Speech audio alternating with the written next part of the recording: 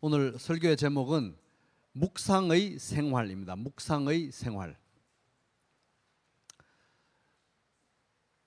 성경 말씀이 우리들에게 구체적으로 적용되는 데 있어서 절대적인 중요성을 가지고 있는데도 불구하고 굉장히 오랫동안 소홀히 여겨져 왔던 것이 있다면 바로 그게 묵상입니다. 묵상. 구약 성경에 보면은 묵상이라고 번역된 단어, 중요한 단어가 두 개가 있는데요. 그 두 단어가 동시에 한 절에 사용된 특별한 구절이 있는데 그것은 시편 77편 12절 말씀입니다. 또 주의 모든 일을 작은 소리로 읊조리며 주의 행사를 낮은 소리로 되뇌이리이다. 읊조리다, 되뇌이다. 이게 이제 묵상으로 번역된 단어들입니다. 그러니까 묵상은 이런 말씀들을 통해 볼 때 곰곰이 되새기고 골똘히 생각하고 온 정신과 마음을 쏟아서 곱씹어 보는 거. 그러다 보니까 나도 모르게 군시렁군시렁 말이 튀어나오는 그게 바로 묵상입니다. 그래서 묵상 우리가 따로 배우지 않고도 그냥 모든 사람들이 하고 있는 그 묵상과 가장 유사한 형태의 행위는 뭐냐 하면 누가 아주 마음 아픈 상처를 주는 그런 독한 말을 했거나 아니면 마음에 굉장히 걱정되는 일이 있거나 두려운 일이 있거나 수치스러운 일이 있거나 이럴 때 우리는 누가 그거 좀 곰곰이 생각해봐 이런 말을 안 해도 자꾸 곰곰이 생각하게 되고 되새기고 곱씹고 그렇게 하잖아요. 그게 묵상과 성경에 나오는 묵상과 굉장히 유사한 개념입니다. 그래서 결국 묵상이라는 것은 아무거나 묵상한다고 묵상이 아니라 묵상이라는 것은 성경에서 하나님의 말씀을 되새기고 읊조리고 마음에 새기고 마음에 가득 채우는 영적 훈련이 묵상입니다. 그리고 이것은 그 묵상에만 머무는 것이 아니라 반드시 예수님을 향한 예수 그리스도를 향한 삶의 변화로 나타난다. 출력이 된다. 결과가 나타난다 하는 것입니다.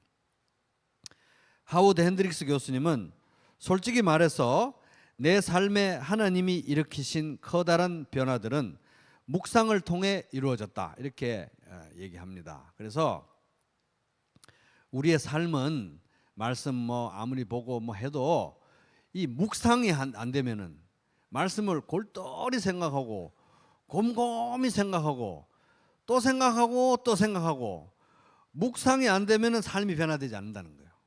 묵상이 없는 곳에 삶의 변화는 사실 없다 생각하면 되는 것입니다. 왜냐하면 상식적으로 생각해봐도 우리 삶에 여러분 한번 생각해 보세요. 꼭 말씀이 아니더라도 우리 삶에 어떤 중대한 변화를 일으키거나 삶의 어떤 전기가 마련되거나 뭔가 하여튼 큰 변화가 일어나게 되는 어떤 중요한 일들 있잖아요. 그런 것들은 반드시 우리의 마음을 사로잡게 돼 있어요. 우리의 마음이 거기 사로잡히게 돼 있습니다. 우리의 마음을 사로잡는 것은 우리가 반드시 또 곰곰이 생각하게 돼 있어요. 반드시. 그래서 예를 들어서 돈이 많이 들어가는 집을 산다든지 차를 산다든지 하여튼 돈 많이 들어가고 뭔가 에너지와 물자와 뭐가 많이 들어가는 중요한 일들에 대해서 여러분 곰곰이 생각 안 해보고 골똘히 생각 안 해보고 그렇게 하는 일이 거의 없을 것입니다. 그래서 하여튼 우리 삶에 뭔가 변화를 가져올 만한 중요한 것들은 반드시 우리가 마음을 사로잡히게 되고 마음이 사로잡히게 되면 골똘히 생각할 수밖에 없는 게 그게 바로 묵상이라는 거예요. 묵상. 그래서 삶의 변화가 있는 곳에는 반드시 묵상이 있다. 말씀으로 변화되기 위해서는 반드시 말씀을 묵상을 해야 된다 하는 거예요. 대충 읽고 대충 넘어가고 이렇게 해가지고 되는 게 아니고 묵상을 해야 되는 거예요. 곰곰이 생각하고 곰곰이 되씹어보고 골똘히 생각하고 자꾸 생각하고 마음에 담고 마음에 새기고 하는 작업이 있어야 된다. 그래야 삶의 변화가 일어난다 하는 것입니다. 오 내가 얼마나 주의 법을 사랑하는지요. 내가 하루 종일 그것을 묵상합니다. 시편 119편 97절. 그래서 우리 성도들은 매일매일 말씀 묵상해야 됩니다. 밤낮으로 묵상해야 됩니다. 시도 때도 없이 묵상해야 됩니다. 왜냐하면 우리가 말씀을 그렇게 묵상 안 하면 그 자리에 뭐가 있을까요? 근심과 걱정과 염려와 불만과 원망과 분노와 두려움과 수치심과 이런 것들이 그 자리를 차지해서 묵상의 자리를 차지한다는 거예요. 그래서 그런 일들이 생길 때마다 우리는 모든 일 가운데 기도하기 시작하고, 기도하면서 그런 잡다한 해로운 생각들이 잦아들기 시작할 때 그 자리에 얼른 하나님 말씀을 채워야 되는 것입니다. 묵상으로 대체해야 되는 거예요.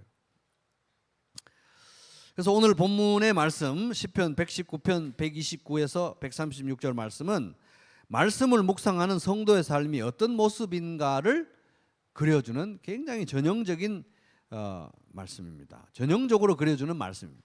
묵상하는 성도의 삶이 어떤 모양인가.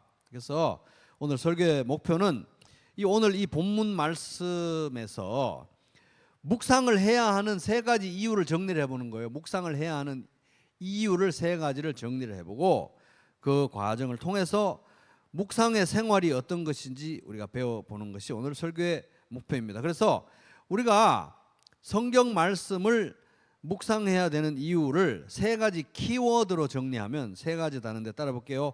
기쁨, 현실, 소원.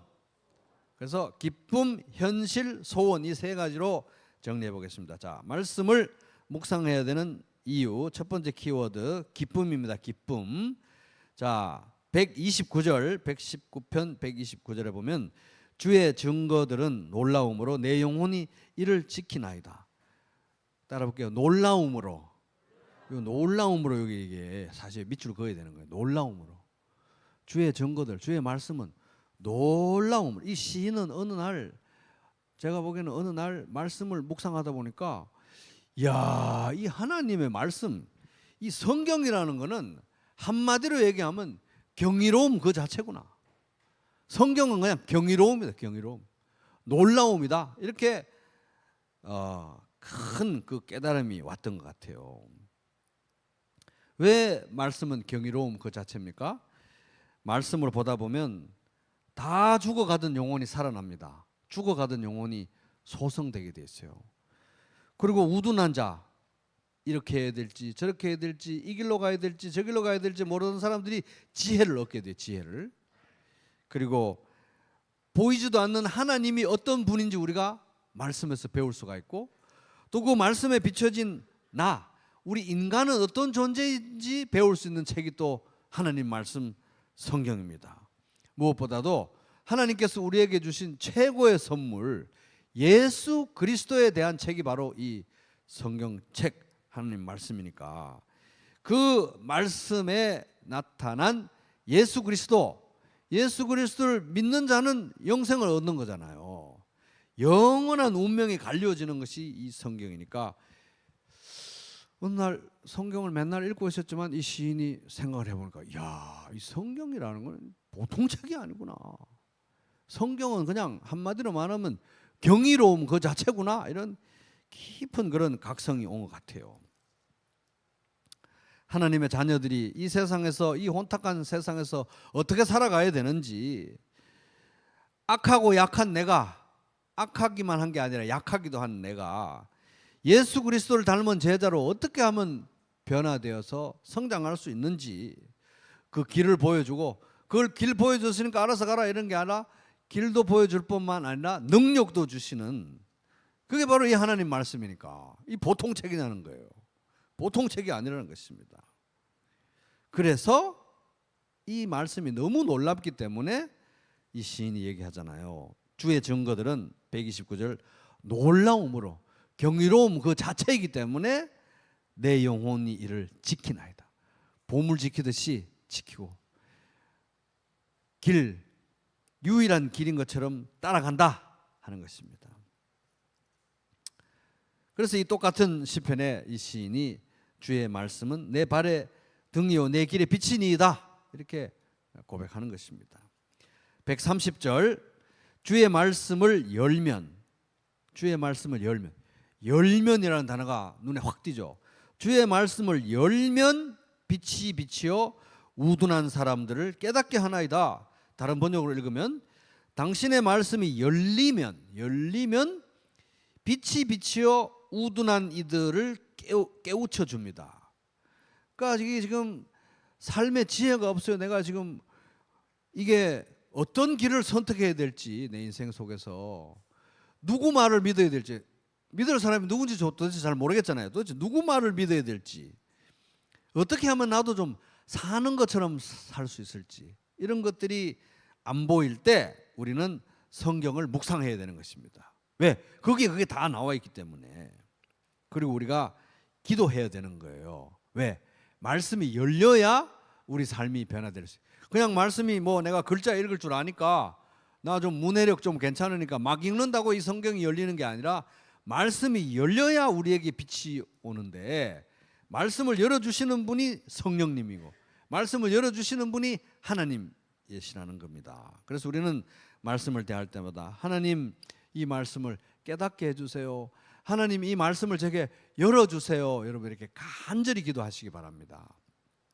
그래서 그렇게 기도할 때 성령님께서 우리에게 이 말씀을 열어주시는 거예요. 하나님께서는 성령을 통해 이것을 우리에게 깨달아 알게 해주셨습니다. 성령께서는 모든 것, 곧 하나님의 깊은 것들까지도 자세히 살피시는 분이십니다. 만일 사람 속에 있는 그 사람의 영이 아니면 누가 그 사람의 생각을 알 수 있겠습니까? 이와 마찬가지로 하나님의 영, 성령이 아니면 아무도 하나님의 생각을 알 수 없습니다.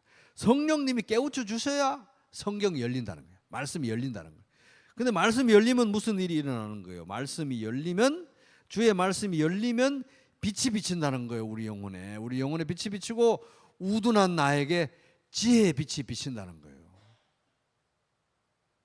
참 신기하잖아요. 하나님 말씀 정말 신기한, 경이로움 그 자체라는 거예요. 하나님 말씀은.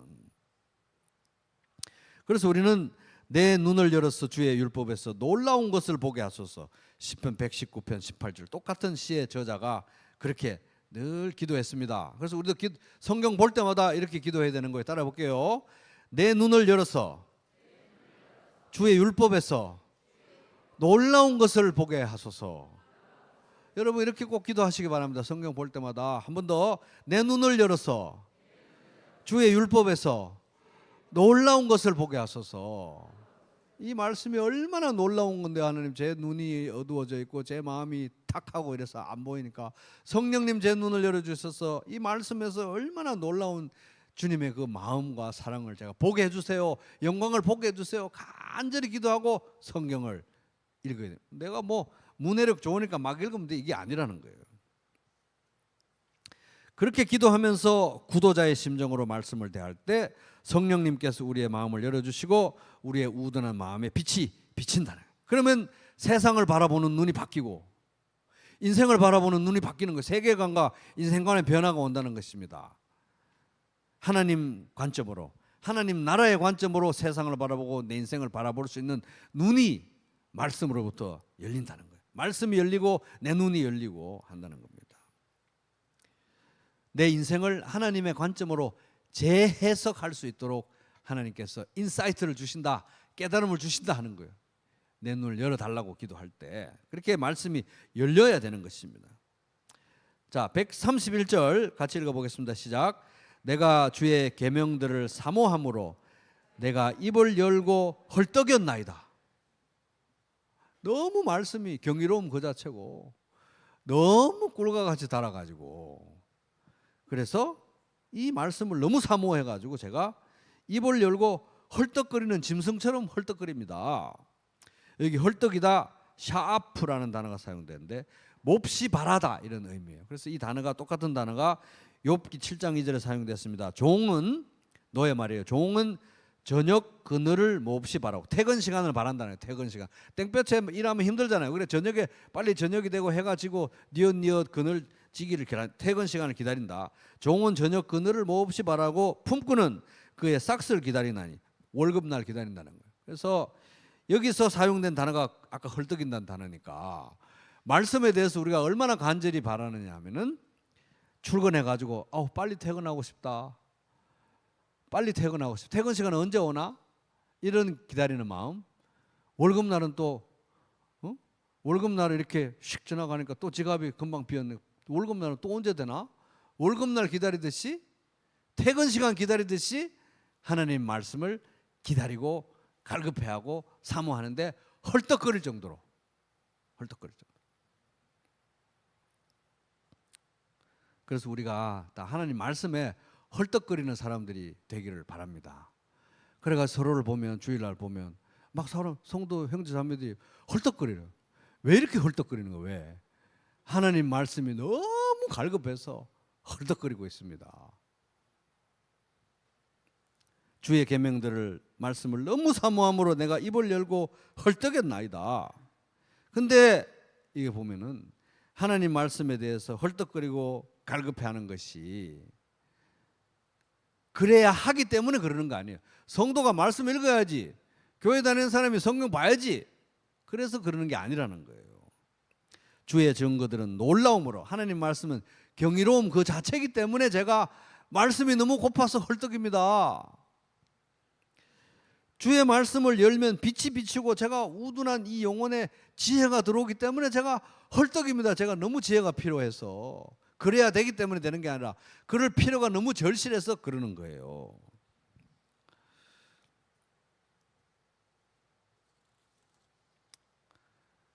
그래서 우리 성도의 최고의 기쁨은, 우리 성도가 누릴 수 있는 최고의 기쁨은 언제 우리가 맛볼 수 있냐?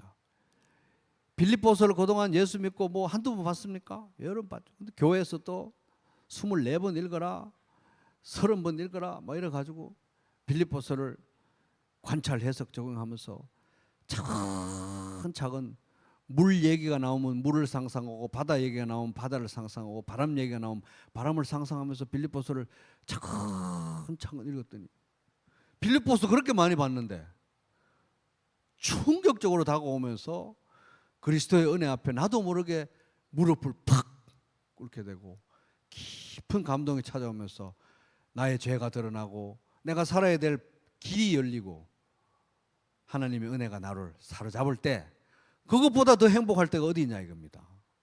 아멘. 그게 우리의 최고 기쁨인 거예요. 최고. 이 기쁨은 이 땅에서만 누리는 기쁨이 아니라 천국에서 영원히 누릴 기쁨이라는 것입니다. 그래, 옆 사람한테 한번 해볼게요. 영원히 누릴 기쁨입니다. 이 기쁨은 여기서만 누리는 게 아니라 영원히. 그래서 우리 빌립보서 성경 공부하면서 이거 천국을 준비하는 겁니다. 영원의 시간을 준비하는 거예요. 영원한 시간 동안 뭐 하시겠습니까? 말씀 봐야죠. 말씀 묵상해야죠. 그래서 우리의 성도의 최고의 기쁨은 말씀이 열릴 때, 말씀이 평소에 봤는 데는 몰랐던데 말씀이 어느 날 성령의 도우심으로 열려서 내 마음에 빛이, 말씀의 빛이 샥 들어올 때 보다 더 큰 기쁨은 없다. 기쁨.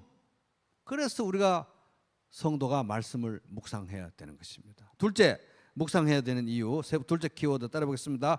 현실. 132절, 주의 이름을 사랑하는 자들에게 베푸시던 대로. 자, 주의 이름을 사랑하는 사람들은 여기 모든 성도를 다 가리키는 거예요. 예수 믿는 사람들은 예수를 사랑하게 되어 있습니다. 예수를 진짜 믿는 사람들은 다 예수를 사랑할 수밖에 없어요. 성도들을 가리키는 겁니다. 그래서 주의 이름을 사랑하는 자들에게, 모든 성도들에게 기도하면 그들에게 다 베푸시는 것처럼 내게 돌이켜서, 하나님 제게로 돌이켜 주세요. 내게 돌이키사 내게 은혜를 베푸소서. 돌이키다, 이 단어는 돌아섰다가 이쪽 방향으로 보고 있다가 이쪽으로 돌아서는 걸 얘기하는 거예요. 지금 돌이키다. 근데 이 돌이키다는 말이 여러분 이렇게 차근차근 관찰, 해석, 적용하면서 보다 보니까 눈에 확 띄죠. 돌이키사. 조금 아파 이렇게 129, 130, 130 이래서 볼 때, 그까지 읽을 때는 이분이 마치 그 앞마당 뒷마당으로 바람이 시원하게 통하는 그 한옥집에 그 마루에 앉아가지고 시원한 그 수박을 먹으면서 이렇게 부채질 해가면서 말씀을 보면서, 아, 말씀이 너무 경이롭다. 말씀이 너무 꿀과 같아. 말씀이 너무 좋아. 이렇게 말씀 보고 있는 사람처럼 느껴졌잖아요. 근데 그가 그렇게 말씀에 대해서 얘기한 그가 지금 발을 딛고 있는 땅, 현실은 어떤 것이냐. 이게 132절이 갑자기 분위기가 바뀌면서 충격적으로 보여주는데, 그걸 단적으로 보여주는 게 도리키사라는 단어예요. 이 사람이 지금 말씀을 이렇게 사모하고 말씀을 이렇게 헐떡거리고 말씀이 너무 경이롭습니다 이렇게 말한 사람인데, 성경을 이렇게 묵상하는 사람인데, 그 현실은 뭐예요? 하나님이 자기에게 등을 돌린 것 같은 현실입니다. 하나님이 고개를 돌려버린 것 같은, 하나님이 자기에게서 고개를 돌리고 하나님이 자기에게 등을 돌려서 나를 외면하고 있는 것 같은 상황 속에 지금 있는 거예요. 그러니까 기도하는 거잖아요. 내게 돌이켜서 하나님 이리 돌아보세요. 저를 좀 보세요. 저를 돌아보시고 은혜를 베풀어 주세요. 이런 정말 고통스러운 상황 속에 있다는 것을 우리가 볼 수가 있는 것입니다. 여호와여 돌이켜사 내게 은혜를 베푸소서. 충격적이잖아요, 그죠? 이 부분에 대해서 이제 주석을 달면서 스폴전 목사님 말합니다. 경건한 사람, 우리 모든 성도는 기도 없이 오래 가지 못한다. 기도 안 해도 되는 날이 하루도 되고 이틀 되고 이렇게 쭉쭉쭉 늘어나가지고 기도 없이 이렇게 오래 버틸 수 있는 성도는 한 명도 없다는 거예요. 그렇게 보여도 그런 사람은 아무도 없다는 거예요. 기도해야 한다. 시인은 하나님의 말씀을 사랑하고 말씀에 대해 헐떡이며 그 말씀을 지키는 사람, 묵상하는 사람이라는 거잖아요. 그랬다고 말했잖아요. 그러나 그는 동시에 하나님의 얼굴빛을 구하며 하나님 얼굴을 저에게로 돌려주세요. 저를 좀 봐주세요. 얼굴을 구하며 하나님의 은혜를 구하는 사람이다. 그럴 수밖에 없는 것이 인생의 현실이고 우리의 처지다. 이게 성도의 삶이라는 거예요. 현실이라는 것입니다. 그래서 하나님께 지금 은혜 베풀어 주시기를 기도하고 있는 것입니다. 주의 이름을 사랑하는 자들에게 베푸시는 대로 모든 성도들이, 하나님을 사랑하는 모든 성도들이 부르짖으면 그렇게 다 응답하시는 대로 저에게 고개를 돌이키사 저를 봐주시고 은혜를 베풀어 주세요.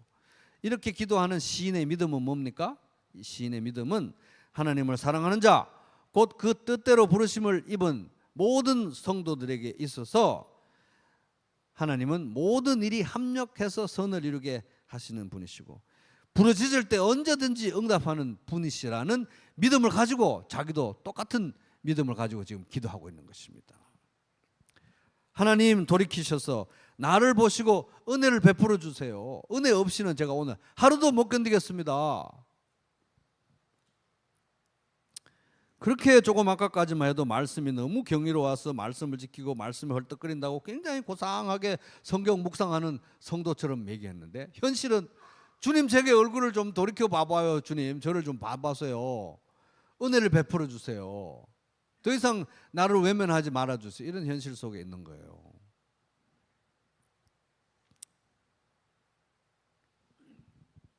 그러니까 이렇게 말씀을 묵상하면서도 말씀을 사랑하면서도 그 말씀 안에 머물고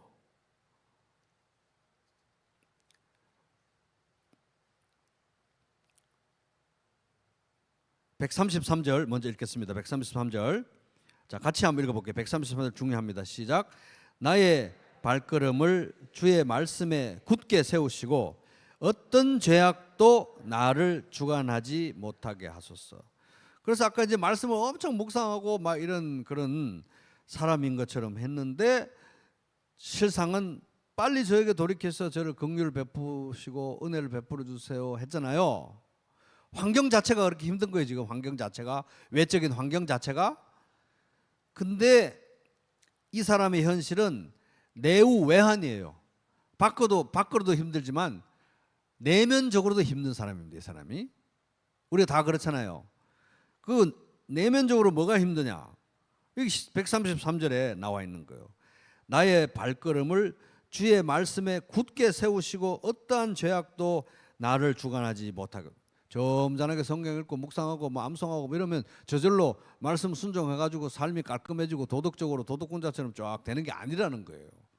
그렇게 말씀을 묵상하고 그렇게 말씀을 사모했는데도 그 말씀 안에 머물면서 말씀의 길 밖으로 좌로나 우로나 벗어나지 않을 수 있는 힘이 없다는 거예요. 하나님이 그렇게 해주셔야 말씀 안에 머물 수 있다는 거예요. 그렇게 말씀을 보고 묵상하는데도 불구하고 목사랍시고 맨날 말씀을 묵상하고 설교한다고 하지만은 그 말씀에서 금하고 있는 죄를 안 저지르고 거룩하게 살 수 있는 힘이 없기 때문에 맨날 말씀을 보면서도 133절 어떤 죄악도 나를 주관하지 못하게 하소서. 죄악이 나를 주관하지 못하게 해주세요 하나님. 이렇게 기도하는 것입니다. 내우 외환인 거예요. 밖에도 괴롭고 안에도 괴롭고 약하고 악하고 그렇게 말씀을 보는데도 이 말씀에 나를 굳게 하나님이 세워주셔야 한 걸음 한 걸음 한 걸음 한 걸음 말씀의 길로 좌로나 우로나 안 치우치고 갈 수 있고 이 양옆에는 막 죄의 유혹이 너무 많아가지고 말씀을 그렇게 보는데도 죄가 나를 지배하지 못하게 해주세요. 맨날 부르짖어야 거룩한 삶을 한 걸음 한 걸음 한 걸음 갈 수 있다는 것입니다.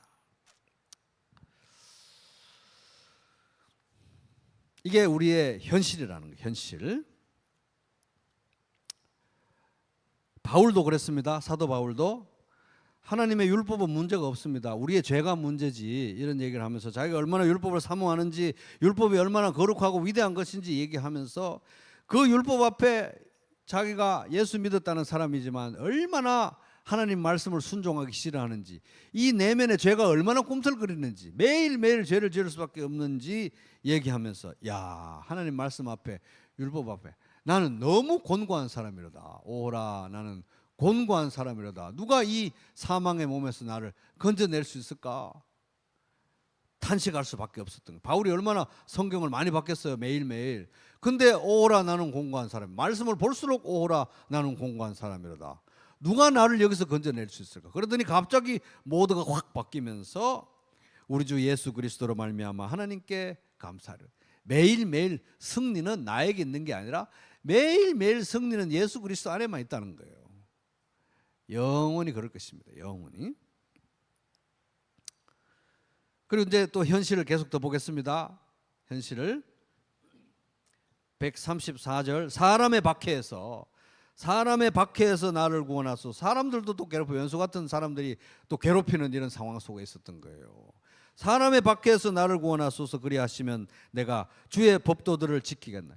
하나님 말씀 좀 지키고 좀 잘 살 수 있도록 하나님 사람들이 원수 같은 인간들이 저를 너무 괴롭히고 왜 저렇게 나를 미워하고 왜 저렇게 나를 핍박하는지 하나님 믿는 게 그들에게 그렇게 고가운 일인가요? 하나님 왜 저렇게 나를 핍박하는지 그의 박해에서 저를 좀 건져주십시오. 제가 하나님 말씀 좀 지키고 살 수 있도록 이렇게 기도해야 될 절박한 현실. 그래서 시인도 맨날 구차한 것 같지만 도와주세요, 살려주세요, 불쌍히 여겨주세요 주여 이렇게 기도할 수밖에 없던 영적 현실이었던 것입니다.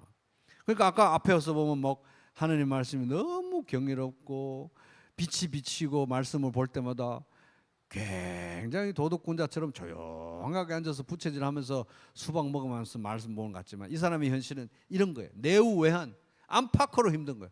나도 악하고 약하고 환경도 너무 열악하고 누가 이 주변에 이 세상에 내가 하나님 믿고 예수 믿는 걸 박수 쳐주고 격려해 주는 사람이 누가 있냐는 거예요. 아직도 예수 믿어? 이러죠. 그래서 너무 절박하다. 이런 걸 보면은 마틴 루터가 이 시편 119편을 마틴 루터가 쭉 묵상을 하면서 이게 바로 묵상의 현실이구나 이렇게 세 마디로 요약을 했어요. 그게 기도 묵상 시험입니다. 기도 묵상 따라 볼게요. 기도 묵상 시험. 그래서 인생의 현실이 너무 힘드니까 기도하는 거예요. 하나님 살려주세요, 도와주세요, 불쌍히 여겨주세요 이렇게 하면서 길을 보여주세요 이러면서 말씀을 묵상하잖아요. 또 말씀을 묵상해서 말씀의 깨달음이 왔어요. 이제 세상으로 나갑니다. 나가면 바로 척박한 현실 속에서 시험이 찾아오는 거예요. 그럼 또 무너져요. 그럼 또 기도해요. 살려주세요, 도와주세요, 불쌍히 여겨주세요. 또 말씀 봅니다. 세상에 나가요. 또 시험이 닥쳐와요. 그러니까 말씀은 보면 볼수록 예수님을 더 의지하게 할 수밖에 없는 것이 이 영적 현실이고 우리의 존재다 하는 것입니다. 더 깊은 목마름으로 우리가 하나님 말씀 앞에 나갈 수밖에 없는 현실이기 때문에 성도는 취미생활로 무슨 나 책 보는 거 좋아해? 이래서 성경 보는 게 아니고요. 매일매일 절대적인 필요 때문에, 영적 현실의 이유 때문에 말씀을 묵상할 수밖에 없다 하는 것입니다. 셋째, 성도가 말씀을 묵상해야 되는 이유 따라오겠습니다. 소원. 이 135절 136절에 보면 이 시인이 말씀을 이렇게 사모하고 그 척박한 현실에서 이 말씀을 붙들었던 이 시인이 절박한 소원, 간절한 소원이 있다는 걸 우리가 볼 수 있습니다. 135절 주의 얼굴을 주의 종에게 비추시고 주의 율례로 말씀으로 나를 가르치소서. 그러니까 여기서도 볼 수 있는 것은 주님의 얼굴을, 주의 얼굴빛을 저에게 비춰주세요. 하나님의 얼굴 고개를 돌리고 나를 외면하고 있는 것 같아. 하나님 왜 저를 안 보십니까? 이렇게 부르짖을 수밖에 없는 고통스러운 상황에 이 시인이 있었잖아요. 원수들로 둘러싸여 있고 자기의 연약함과 악함에 둘러싸여 있었잖아요. 이러한 현실에 그 땅에 발을 디디고 살면서 시인이 한 일은 뭐였냐면 묵상과 기도였던 거예요. 묵상과 기도. 묵상과 기도. 집요하게 기도하고 집요하게 말씀을 묵상했던 것이 시인이 했던 바입니다. 그래서 시인이 이 척박한 영적 현실에서 아주 간절하게 기도하고 간절하게 말씀을 묵상하면서 가장 큰 소원이 있다면 뭐였냐면 이게 135절이에요. 주의 얼굴을 주의 종에게 비추소서. 하나님 다른 거 필요 없습니다. 하나님의 환한 얼굴빛, 그 은혜의 얼굴빛을 저에게 비추어 주소서. 항상 그러하고 있는 줄 우리가 알잖아요. 왜냐하면 하나님은 언제나 오늘이나 언제나 동일하시기 때문에 예수 그리스도 안에는 우리를 향해서 환하게 언제 보고 계세요. 그런데 문제는 우리가 믿음이 없고 약하고 악하고 세상에 혼탁하기 때문에 그 얼굴빛이 안 보이니까, 때는 우리 죄 때문에 또 넘어지니까 그 얼굴빛이 안 보이는 거. 그래서 그 얼굴빛을, 주님의 얼굴빛을, 환한 은혜의 얼굴빛을 비춰주소서. 그 얼굴빛을 매일매일 보게 해주소서. 이게 시인이 가장 절박하게 가지고 있던 소원이었어요. 주여 주의 얼굴빛을 매일 보게 해주세요. 이게 제일 큰 소원이었습니다. 그런데 이 시가서 시편은 한 절이 반으로 나눠서 앞뒤가 대꾸로 형성돼요. 대꾸로. 그래서 여기 보세요. 135절 주의 얼굴을 주의 종에게 비추시고, 전반부죠. 후반부 주의 율례로 나를 가르치소서. 전반부 후반부가 같은 내용이거나 반대 내용이거나 정폭된 내용이 이럴 때가 있어요. 근데 문맥상 보니까 같은 내용이에요. 같은 내용. 그 말은 뭡니까? 이 시인이 가장 간절하게 원하는 건 하나님이 나에게 얼굴빛을 비춰주시는 거예요. 그 은혜의 얼굴빛을 좀 보고 살게 해주세요 하는데, 그 은혜의 얼굴빛은 뭐냐 하면은 하나님의 진짜 얼굴 보는 게 아니에요. 왜냐하면 하나님이 영이신데 우리가 하나님의 얼굴을 볼 수는 없잖아요. 이 시인이 정말 하나님의 얼굴빛을 보고자 하는 그 빛은 뭐냐 하면 주님의 말씀을 나에게 가르쳐 주세요. 하나님의 말씀이 나에게 열리게 해주세요. 빌립보서 지금 30번째 읽었는데 아직도 뭐가 뭔지 모르고 전혀 감동이 없습니다. 주여 이 말씀을 열어주십시오. 소원입니다. 소원. 이게 시인의 가장 간절한 소원이었던 거예요. 왜냐하면 그 말씀 속에서 말씀이 열릴 때 주님의 얼굴을 보게 되니까요. 이게 이 시인의 가장 간절한 소원이었던 것입니다. 그때 말씀이 열리고 주의 얼굴빛을 보게 될 때 거기서 모든 삶의 회복이, 모든 회복이 거기서 시작되는 거예요. 그래서 우리 민수기 6장에 보면 지은평, 지켜주시고 은혜 주시고 평화 주시고 그런 우리 제사장들의 기도가 있잖아요. 하나님께서 모세를 통해서 이 아론과 그 제사장들은 백성을 위해서 그렇게 기도해라. 지켜주시도록, 은혜 주시도록, 평안을 주시도록 그렇게 기도해라. 이렇게 명령하셨어요. 여호와는 너에게 복을 주시고 너를 지키시기를 원하며 여호와는 그의 얼굴을 너에게 비추소. 여기도 얼굴빛 비추는 게 나옵니다.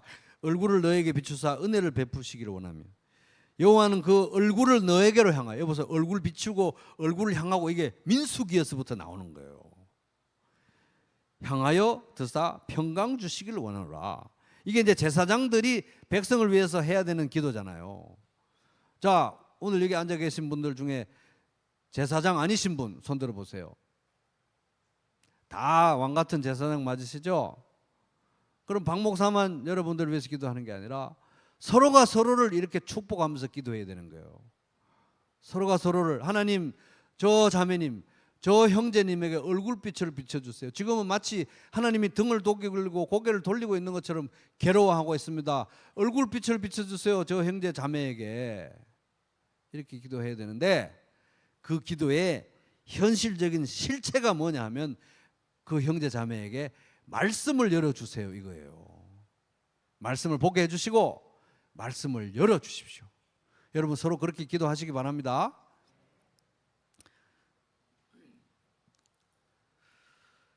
(136절) 또 이 시인에게는 아까 말씀을 열어주시기를, 얼굴빛을 비춰주시기를, 그게 매일의 간절한 소원인데 또 하나의 간절한 소원이 있어요. 간절한 소원. 간절한 소원이 있으면 사람들이 그 문제에 대해서 눈물을 흘리게 만듭니다. 그죠? 간절한 소원이 있으면 그 문제에 대해서 눈물을 흘려요. 간절하면 간절할수록 더 눈물이 많이 납니다. 정말 간절한 소원이 있으면 시냇물처럼 눈물이 나요. 이 시인이 정말 간절한 소원은 뭐였냐면은 136절, 그들이, 이 세상 사람들이 주의 법을 지키지 아니하므로, 하나님의 백성이라고 하는 사람들도 하나님의 법을 지키지 않고 예수를 제대로 믿지 않고 교회를 등지고 살아가는데, 그것을 보니 내 눈물이 시냇물같이 흐릅니다.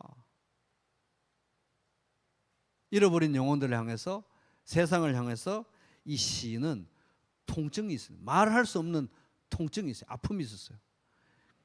그래서 이 시인의 태도는 자기가 뭐 경건하고 말씀 많이 보고 교회도 잘 다니고 이렇게 해서 저 예수도 안 믿는, 예수도 제대로 안 믿는 저 사람들 손가락질하고 판단하고 정죄하고, 에이 예수 안 믿으니까 아주, 이런 게 아니고요. 예수를 모르는 세상을 향해서 통증이 있었어요. 특별히 사랑하는 사람들이 예수 밖에 있을 때 통증이 있었습니다. 그들이 주의 법을 지키지 않으므로, 그들이 예수를 믿지 않으므로 내 눈물이 아주 그냥 시냇물처럼 흐릅니다. 주여. 이게 이 사람이 세상을 향해서 가진 마음이었던 것입니다. 사랑하는 이웃을, 사랑하는 사람들이 예수를 멀리할 때 그들을 향해서 가졌던 마음이었던 것입니다. 그런데 이 사람만 그런 게 아니라 예수 믿는 모두, 예수 그리스도의 제자, 모든 하나님의 백성은 다 이런 마음을 가져야 돼요. 왜? 그러므로 너희는 이렇게 기도하라. 하늘에 계신 우리 아버지여, 이름이 거룩히 여김을 받으시오며 나라가 임하시오며 뜻이 하늘에서 이룬 것 같이 땅에서도 이루어지이다. 이게 뭡니까? 그들이 하나님 나라와 의를 먼저 구하고 하나님 나라 백성이 되고 예수 믿고 구원받고 하나님 나라가 확장되게 해주세요, 이거잖아요. 이게 하나님의 소원이고 예수님의 소원이고 우리의 소원이 되게 해라. 그래서 매일 기도해라, 주기도문. 그러니까 결국은 하나님은 바로 우리가 이 세상에 대해서, 저 예수도 안 믿고 예수도 모르고 성경도 안 읽고 예수도 제대로 안 믿는 저 이게 아니라, 그들이 주의 법을 지키지 아니하므로 내 눈물이 시냇물같이 흐르나이다. 여러분 앞으로 사랑하는 분들이 예수 제대로 안 믿고 주변의 이웃들이 예수 제대로 안 믿고 하나님을 등지고 살 때 저 이게 아니라 여러분 눈에 아주 그냥 운하가 파진 것처럼, 배수로가 파진 것처럼 그게 눈물이 줄줄줄줄 흘러내리게 되시길 바랍니다. 아멘. 제가 중요한 대목에서 아멘이 안 나오면 제가 이렇게 확인하는 거예요.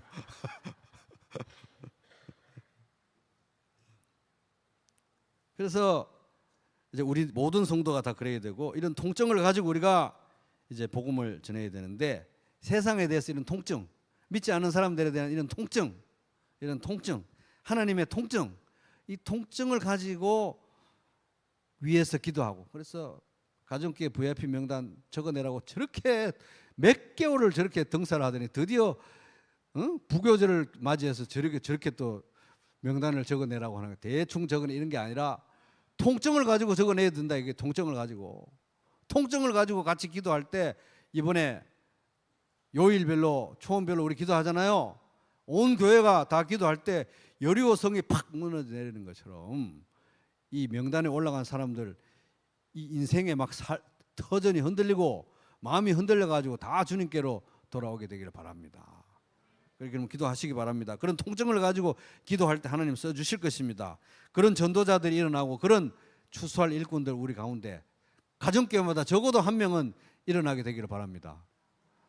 네가 해라 전도자 이러지 말고 내가 먼저 추수할 일꾼이 돼야 되는 거예요. 이것은 이제 일관된 성경의 그 태도입니다. 롯도 그랬어요. 그러나 무법한 자들이 방탕한 행동 때문에 괴로움을 겪던 의로운 사람 롯은 구하여냈습니다. 하나님이 그 소돔과 고모라에서 롯을 구해냈잖아요. 그 의인은 그들 가운데 살면서 그 죄 많은 세상에 살면서 롯은 보고 듣는 그들의 불의한 행실 때문에 날마다 그의 의로운 영혼에 고통을 느끼고 있었던 것입니다. 베드로후서 2장 7절 8절 통증을 느꼈다는 거예요. 롯도. 예레미야 13장 17절 눈물의 선지자. 눈물하면 예레미야잖아요. 눈물하면 눈물에 그냥 눈에 시냇물 흘러가듯이 눈물하면 예레미야인데 예레미야가 이렇게 말합니다. 이스라엘이 하나님 말씀 어기고 하나님 떠나고 막 이러는 거 가지고 망하기 직전에 예레미야가 눈물의 선지자 예레미야가 이렇게 말합니다. 너희가 이 말을 듣지 않으면 너희의 교만 때문에 하나님 말씀을 듣지 않는 너희의 교만 때문에 내가 열받을 거야, 화날 거야, 너희를 저주할 거야, 너희를 판단할 거야. 너희는 어쩜 그것밖에 안 된 이게 아니라 보세요. 너희의 교만 때문에 내 심령은 숨어서 울고. 교만한 인간들을 향해서 막 정죄하는 게 아니라 너희의 교만 때문에 내 심령은 숨어서 울고 끝없이 눈물을 흘릴 것이다. 주님의 양떼가 포로로 끌려갈 것이므로 내 눈에서 하염없이 눈물이 흐를 것이다. 이런 고백이 여러분의 고백이 되기를 바랍니다. 로마서 9장 2절 3절 나에게는 큰 슬픔이 있고 바울에게도 슬픔이 있었어요. 바울에게도 큰 슬픔이 있고 내 마음에는 끊임없는 고통이 있습니다. 나는 육신으로 내 동족인 내 결혈을 위하는 일이면 내가 저주를 받아서 그리스도에게서 끊어질지라도 달게 받겠습니다. 그 자기 동족 이스라엘 사람들이 너무 예수를 안 믿으니까 너무 마음이 아프고 슬픈 거예요. 여러분 이런 통증 여러분도 품으시기 바랍니다. 아멘.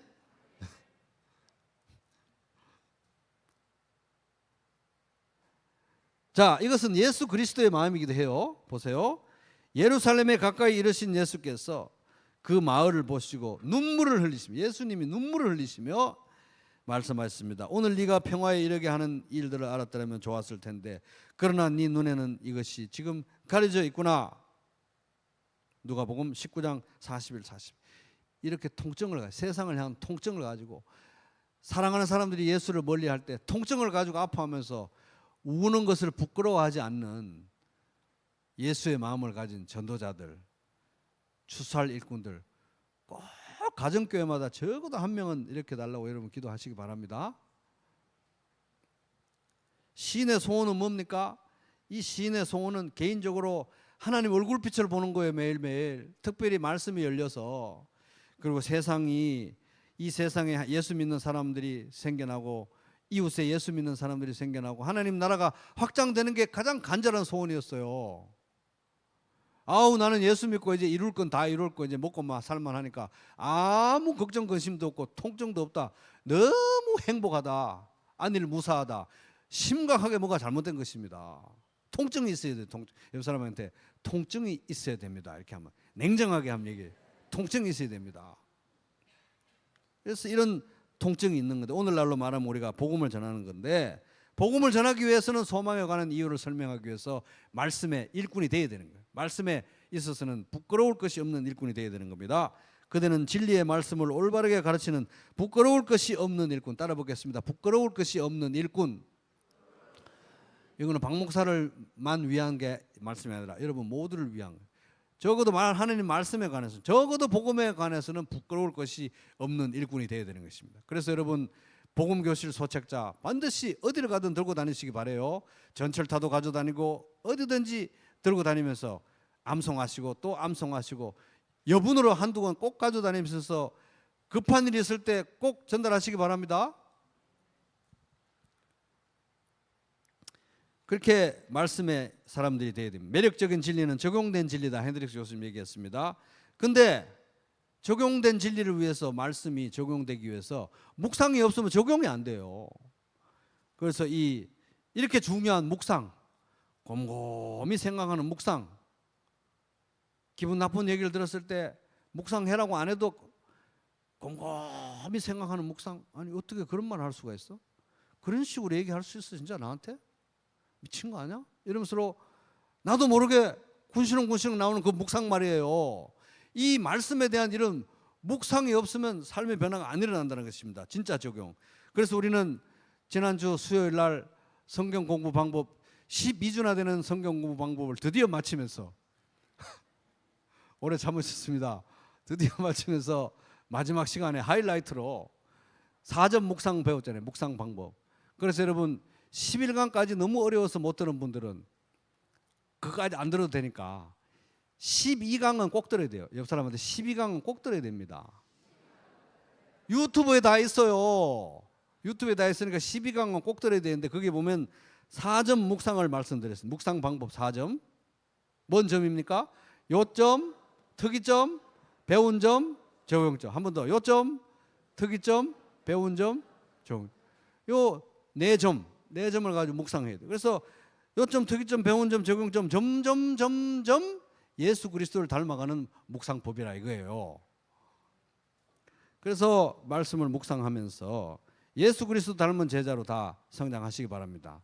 그래서 정말 시냇가에 심은 나무가 철을 따라 열매를 맺고 잎사귀가 시들지 않는 것 같이 다 말씀의 사람들이 되셔서 하는 모든 일마다 예수 그리스도 안에서 다 형통하게 되기를 주님의 이름으로 축복합니다.